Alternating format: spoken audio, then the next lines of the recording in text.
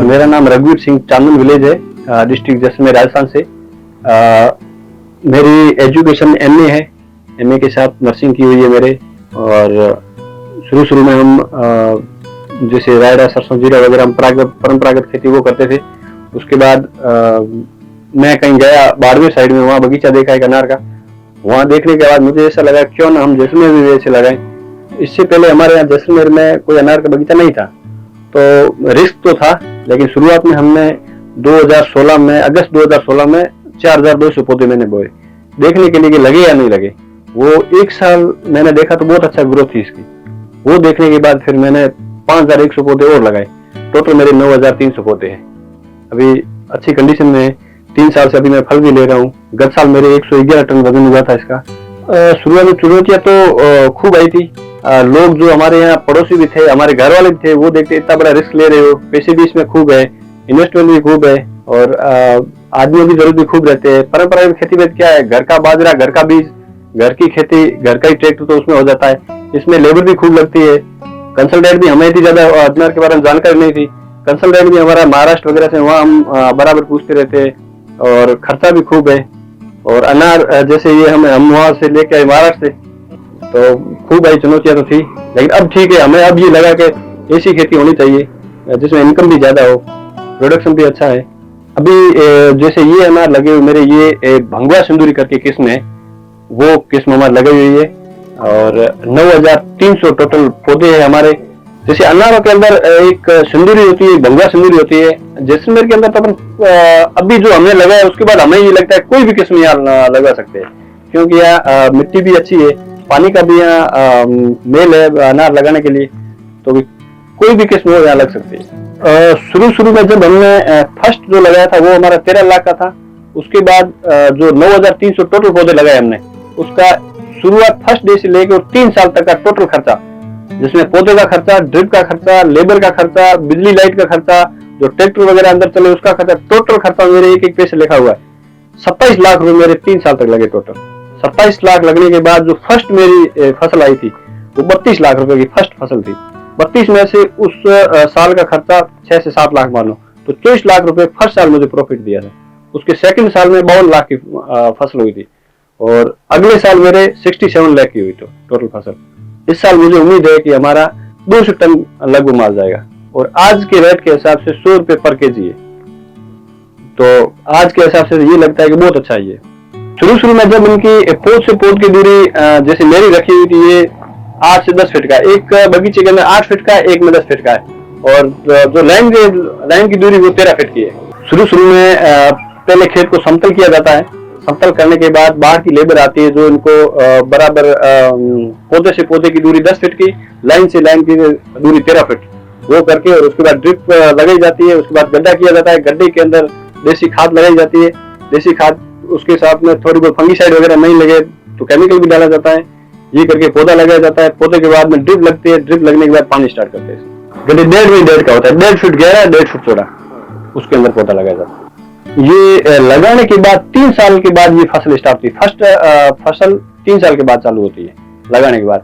और सबसे अच्छा महीना हमारे यहाँ राजस्थान जैसलमेर के अंदर जब बरसात होती है, जुलाई अगस्त में। जुलाई अगस्त में अगर ये पौधा लगाते हैं और ऊपर से बरसात होती है तो ये अच्छा पनप जाता है पौधा। और एक बार पनपने के बाद फिर ये जलता वगैरह नहीं अच्छा रहता है। शुरू में एक दीमक की शिकायत आती है। दीमक की जब पौधा बोते हैं उसी के साथ में दीमक की दवा डाल दी जाती है, फिर वो दीमक नहीं लगती इसमें। ये हमारा इलाका यहाँ पे एकदम सर्दी पड़ जाती है, एकदम गर्मी हो जाती है। इसकी वजह से ये फटने के ज्यादा चांस रहते हैं, और फटता भी इसी वजह सबसे ज्यादा। अनार के अंदर सबसे ज्यादा डिजीज होती है बैक्टीरियल ब्लाइट करके, उसको तेलिया बोलते हैं हिंदी के अंदर। अगर वो तेलिया बीमारी आ जाती है उसके बाद पौधे के अंदर कुछ भी नहीं आता है, कोई फल वगैरह नहीं लगता है। और उसके अलावा एक और फंगस होता है इसमें। फंगस में फल के अंदर धब्बे लग जाते हैं, और धब्बे लगने के बाद अंदर जो दाने होते हैं उसमें धब्बे लगते हैं, फिर वो बिकता नहीं है माल, इसलिए वो बीमारी ज्यादा रहती है। उसके अंदर कोई शुरू से ही जैसे स्प्रे वगैरह स्टार्टिंग ध्यान रखा जाए, फंगस नहीं है इसलिए फंगीसाइड वगैरह कर दे तो वो कम आती है। अभी जैसे हमारा बगीचा यहाँ जैसलमेर में मेरा ये बगीचा है, कोई बीमारी नहीं है, कोई फंगस नहीं है, क्योंकि अड़ोस पड़ोस में कोई ऐसे कोई बगीचा भी नहीं है, न कोई डिजीज वाला बगीचा है। जहाँ पे ज्यादा बगीचे होंगे वहां पे ये डिजीज आने के ज्यादा चांस रहते हैं। अब ये कि हर कोई तो ये नहीं कर सकता है, जिसके अगर एक दो खेत कोई और है या अन्य कोई सोर्सेज है कमाई के लिए तो वो कर सकता, नहीं तो 3 साल तक उसको लगाना ही पड़ता है। जैसे स्टार्टिंग में 10 लाख रुपए इतने बड़े में लगाया है, उसके बाद प्रत्येक साल 3 लाख या 4 लाख रुपए लगने पड़ते, क्यों उसके ऊपर लगती लेबर भी खूब लगती है, बिजली का भी खर्चा आता है, पानी का भी खर्चा आता है, मटेरियल भी लगते हैं, ट्रैक्टर वगैरह जोते होते हैं उनका भी खर्चा आता है। लेकिन बाद में इसकी कमाई अच्छी है। 3 साल निकालने के बाद फिर उनको वो अच्छी इनकम देने लग जाएगा। 3 साल से फल स्टार्ट होगा। 3 साल के बाद 10 किलो के हिसाब से आप मानो पर ईयर, जैसे तीसरे साल 10 किलो दे दिया, चौथे साल 15 हो जाएगा, उसके बाद प्रत्येक साल 5-5 केजी ऐसा बढ़ता जाएगा। 15 साल तक ये ऐसे बढ़ेगा। जैसे इसमें एक इथ्रिल करके स्प्रे आता है, वो जब इथ्रिल की स्प्रे करते हैं वही दिन गिना जाता है जब से इनके फूल आने चालू हो जाएंगे। जैसे मेरी ये 10 जुलाई को इथ्रिल की हुई थी, जब से इथ्रिल करते उसके 6 महीने बाद ये पक्के तैयार हो जाता है। इसकी नहीं, बिकने में कोई दिक्कत नहीं है। अब आजकल मोबाइल का जमाना है तो कहीं पर भी अपन ये मार्केटिंग कर सकते हैं, तो व्यापारी खूब आते हैं। जैसे मेरे फर्स्ट साल मैंने महाराष्ट्र में दिया था, महाराष्ट्र के व्यापारी आए थे, यहाँ से उठा के लेके गए थे। उससे अगले साल झारखंड के व्यापारी आए थे, वो झारखंड के लेके गए थे। इससे पहले वाले साल में बनारस के आए थे, तो बनारस के लेके गए थे। व्यापारी की कोई दिक्कत नहीं है, अगर कोई रुचि रखे और अच्छा ये करना चाहता है तो 3 साल तक तो उन्हें रेडी रखना पड़ेगा। 3 साल के बाद अच्छी कमाई है। जो ये हम परंपरागत खेती करते हैं उसमें यही है कि अपना घर का गुजारा कर सकते हैं, वापस खेती कर सकते हैं, उसका बीज रख सकते हैं, बीज का वापस उसका प्रोडक्शन कर सकते हैं, उससे ज्यादा नहीं बढ़ सकते। लेकिन इसके अंदर हमने 5 लाख 10 लाख ही नहीं, गत साल मैंने 67 लाख रुपए लिए खर्चा निकाल के। 55 लाख रुपए इस एक बगीचे से मैंने लिए, 55 लाख रुपए खर्चा निकाल के 1 साल के अंदर। साइज हमारे यहाँ जैसलमेर में साइज की थोड़ी प्रॉब्लम है, क्योंकि यहाँ की मिट्टी और महाराष्ट्र की मिट्टी में बहुत फर्क है। महाराष्ट्र के जो अनार आते हैं वो बहुत अच्छी साइज के आते हैं, लेकिन हमारे यहाँ भी 250-300 का अनार आ जाता है, 250-300 ग्राम के में भी अच्छी यहाँ पे मिल जाती पैदावार। 4 लोगों को परमानेंट यहाँ रोजगार दे रखा है। 4 आदमी, इतना बड़ा बगीचा है, 9300 पौधे है, 4 आदमी दिन रात यहाँ काम करते हैं। अगर शुरू में कोई नया किसान करना चाहता है तो 15 से 20 बीघे में अगर करे, शुरुआत छोटे से करे तो वो अच्छा रहेगा, क्योंकि एकदम बड़ा रिस्क लेना, इसमें खर्चा भी खूब है, मेहनत भी खूब है, नॉलेज भी खूब चाहिए इसमें। इसलिए स्टार्टिंग थोड़े से करें, फिर धीरे धीरे करके बढ़ा दें। और थोड़ा अगर शुरू में करेंगे तो फिर उसकी इनकम चालू हो जाएगी, तो उसको वो प्रॉब्लम नहीं आएगी। इसलिए धीरे धीरे स्टार्टिंग करें, वो ठीक। बिल्कुल आते तो है अभी, अब बोल रहे हैं कि अगले साल भी चालू करेंगे, लेकिन कोई रिस्क नहीं लेना चाहता। 3 साल की कोई रिस्क नहीं लेना चाहता। 3 साल बड़ा होता है तो वो 3 साल तक उनको लगाना पड़ता है। अभी तक हमारे जैसलमेर के अंदर 4 से 5 बगीचे है पूरे जैसलमेर के अंदर। 2016 में जैसलमेर में फर्स्ट स्टार्टिंग की, तो वो हम नहीं की थी। हमारे साथ में बेरवा गांव के 2 बगीचे वहां भी किए, वो बड़े। एक बेरवा में वो मेरा और उनका साथ लगा था, उसके बाद बाकी बाद में लगे, वो सभी देख के लगे। सभी आते हैं, जैसलमेर से भी आते हैं, जैसलमेर से बाहर से भी आते रहते हैं और देखते भी है।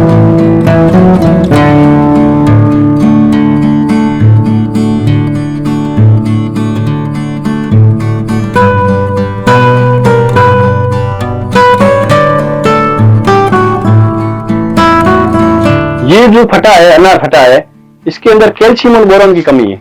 कैल्शियम बोरॉन की कमी इसमें ऐसे पता चलती है, जैसे कैल्शियम बोरॉन अगर दिया हुआ होता है तो ये फल बिल्कुल नरम होता है, और जब नरम होता है और अंदर से जैसे दाना जोर करता है वो साइज बढ़ाने के लिए, तो नहीं फटेगा। अगर बोरॉन कैल्शियम नहीं दिया हुआ है तो ये ऊपर से कड़क होगी, कड़क होने के बाद ये फट जाता है। इसलिए किसान भाइयों मैं ये कहना चाहता हूँ, कैल्शियम और बोरॉन का विशेष ध्यान रखना पड़ता है। अगर वो बराबर दिया होता है तो ये नहीं फटता है। उसको हाथ से इसे देख सकते हैं। अगर नरम है तो ठीक है, अगर कड़क है तो उसको तुरंत ही कैल्शियम बोरॉन ड्रिप से पानी के माध्यम से देना चाहिए। सिंचाई हम इनको एक दिन छोड़ के 2 घंटे देते हैं प्रतिदिन। एक दिन छोड़ के 2 घंटे पानी देते हैं, जो ड्रिप के माध्यम से जाते। प्रत्येक ड्रिप लाइन के अंदर हमारे 3 ड्रिप लगे हुए, जैसे पानी ये 3 है, एक ये 3 ड्रिप के माध्यम से आता है। 3 इधर लगे हुए, 3 इधर लगे हुए, 6। एक पोते के अंदर 6 ड्रिप लगे हुए। 2 घंटे आज पानी पी गया, कल पानी इसको नहीं मिलेगा, परसों वापस 2 घंटे और पानी मिलेगा इसको। ऐसे ये पानी मिलता है। अभी ये फल जो है ये लगभग तैयार की स्थिति में, 1 महीने के अंदर ये फल हार्वेस्ट हो जाएगा। इसका कलर भी अब आना स्टार्ट हो गया। देखो जिस तरीके से ये कुछ धब्बे टाइप ये फंगस है, ये फंगस नहीं है, ये सनराइज है। जैसे स्प्रे कर दिया सुबह सुबह, जैसे ओस रहता है पानी का, ओस रहने के बाद एकदम ऊपर से धूप होती है तो उसके ऊपर ये दबा हो जाता है। इसको टोटल शुरू से लेके और लास्ट पकने में 5.5 से 6 महीने लगते हैं। 6.5 महीने के अंदर 5.5 से 6 महीने में कंप्लीट ये पक जाता है।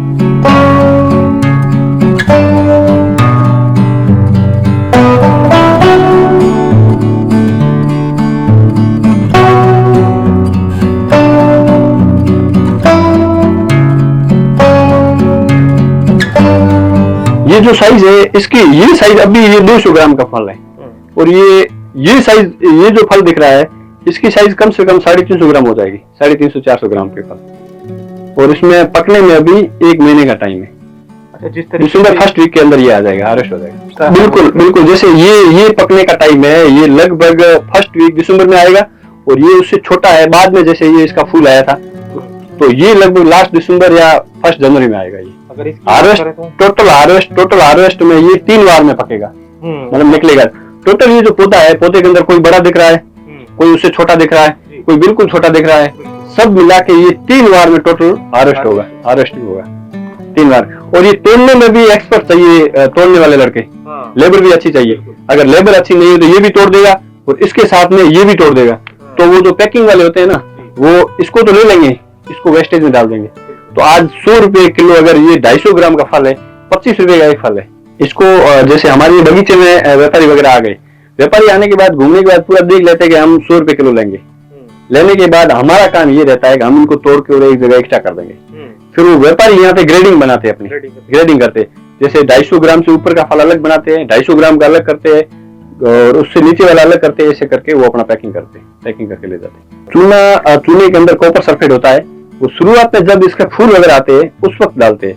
उसमें डालने की वजह से एक ये होता है कि जैसे हमारे इसमें कटिंग करते हैं, कैंची लगते हैं, तो कैंची की फंगस वगैरह नहीं लगे या बैक्टीरिया नहीं लगे, उसका स्प्रे भी करते हैं। और जड़ के अंदर भी कॉपर सल्फेट जो चूना होता है वो अंदर भी डालते हैं। जब फल पकता है तब, जैसे अभी ये पका नहीं है, पका नहीं, क्या लगता है जैसे ये नारियल की तरह ये लग रहा है। जब ये पकेगा तो ये फिर ये नहीं दिखेगा, एकदम गोल हो जाएगा, एकदम गोल होगा तो वो पकी हुई स्थिति में आ जाएगा।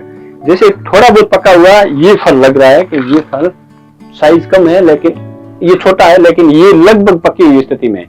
इसके अंदर पीछे भी कम है और ये है लगभग पका हुआ, साइज कम है इसकी, ये पका हुआ है। ये लगभग पकने की स्थिति में, जब ये गोल हो जाता है तो ये पका हुआ माना जाता है। देखो ये लगभग 10 से 15 दिन में आ जाएगा। और इसकी साइज यदि 250 ग्राम की है तो बड़ी पक्के और तैयार होता है तो 250 से 300 ग्राम का फल पका हुआ होता है। और ये एकदम गोल भी है और पका हुआ, अंदर दाना भी इसका लाल है। हमारे यहाँ जैसे मेरे लगी हुई है, ये तो बिल्कुल रेतीली मिट्टी है, लेकिन अनार कहीं भी लग सकता है, रेतीली हो, मिट्टी हो, चाहे किसी में भी लगता है। क्लाइमेट तो एकदम ज्यादा सर्दी नहीं हो उसमें ये लग जाएगा।